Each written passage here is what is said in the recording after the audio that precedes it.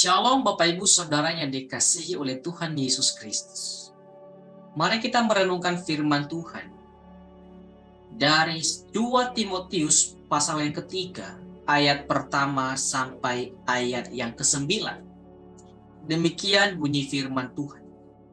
Ketahuilah bahwa pada hari-hari terakhir akan datang masa yang sukar.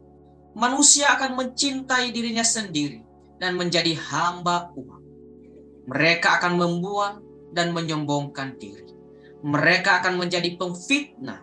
Mereka akan berontak terhadap orang tua dan tidak tahu berterima kasih.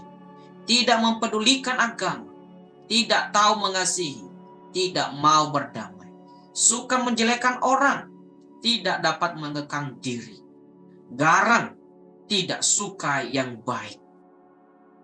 Suka mengkhianat. Tidak berpikir panjang, berlagak tahu, lebih menuruti hawa nafsu daripada menuruti Allah. Secara lahiriah, mereka menjalankan ibadah mereka, tetapi pada hakikatnya, mereka memungkiri kekuatannya. Jauhilah mereka itu.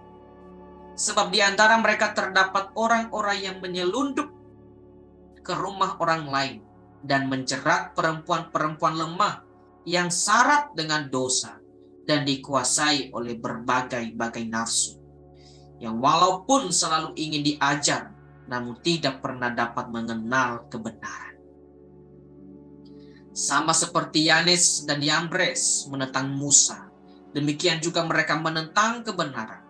Akal mereka bobrok dan iman mereka tidak tahan uji. Tetapi sudah pasti mereka tidak akan lebih maju, karena seperti dalam hal Yanes dan Yambres, kebodohan mereka pun akan nyata bagi semua orang. Bapak Ibu Saudaraku yang dikasihi oleh Tuhan Yesus Kristus, topik mengenai akhir zaman merupakan salah satu topik yang menarik dan masih menjadi misteri bagi banyak orang Kristen. Pembicaraan dan pembahasan mengenai akhir zaman umumnya lebih menyoroti mengenai fenomena-fenomena alam yang akan terjadi nantinya. Pada bacaan hari ini, Paulus membahas mengenai keadaan manusia pada akhir zaman. Paulus memperingatkan Timotius bahwa pada akhir zaman nanti, dalam hal karakter, manusia akan menjadi sangat egois, sombong, cuek, saling bertengkar, menyukai kejahatan, suka berkhianat, memberontak kepada orang tua dan Allah. Manusia hanya akan cinta kepada dirinya sendiri dan kesenangannya. Semua hal yang mereka lakukan hanya demi kepentingan diri sendiri dan tidak peduli tentang orang lain atau Allah. Mereka sangat egosentris. Mereka hanya berpusat terhadap dirinya sendiri, tidak peduli sesama, apalagi kepada Tuhan. Dalam hal spiritualitas, ibadah yang dilakukan oleh mereka hanya merupakan ibadah yang palsu. Mereka beribadah hanya demi memenuhi kewajiban-kewajiban agama secara lahiriah saja. Perintah manusia, padahal hatinya tidak sungguh-sungguh mau menyembah Tuhan. Bagi Paulus, ibadah tanpa kekuatan Allah yang mentransformasi, yang mengubah kehidupan seseorang adalah ibadah yang sia-sia. Kemudian dalam hal pengetahuan akan iman kepada Kristus, mereka menentang kebenaran itu. Mereka menentang kebenaran sejati. Mereka adalah kaum pemberontak.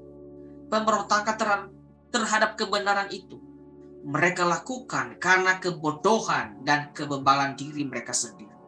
Seperti Yanes dan Yambres memberontak kepada Musa. Saudaraku yang dikasihi oleh Tuhan, semua hal yang disampaikan itu sudah terjadi di sekitar kehidupan kita.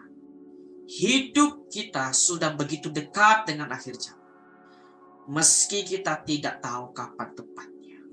Paulus menegaskan bahwa itu adalah masa yang sukar bagi umat Tuhan.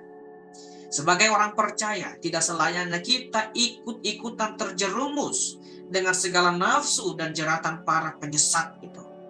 Persiapkan diri dengan baik menghadapi keadaan di akhir zaman, dengan memiliki pengajaran yang benar dan kehidupan yang benar.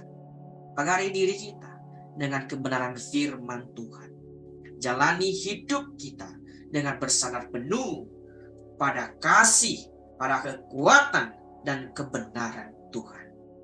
Kiranya renungan hari ini boleh menguatkan iman kita sekalian. Tuhan Yesus memberkati. Shalom.